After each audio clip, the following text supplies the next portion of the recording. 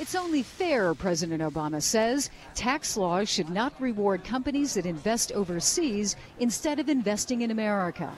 Today, I'm announcing a set of proposals to crack down on illegal overseas tax evasion, close loopholes, and make it more profitable for companies to create jobs here in the United States.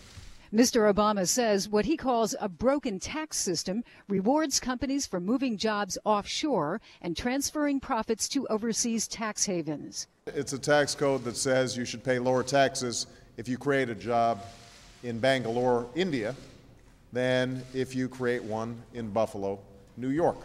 83 of the 100 largest companies in the U.S. take advantage of these laws, according to the Government Accountability Office. The president also wants to target individual wealthy Americans who avoid taxes by hiding their money in overseas bank accounts. These proposals, he claims, will help raise $210 billion over the next 10 years. To enforce the new laws, the White House wants to hire almost 800 more IRS agents.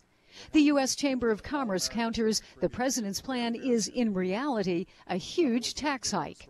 It'll make our companies less competitive, make it harder for us to create jobs here, and make it more advantageous for foreigners to buy our companies and operate them as foreign multinationals. Already, big companies have sent 200 opposition letters to members of Congress, the first salvo in a major lobbying campaign. Jill Doherty, CNN, the White House.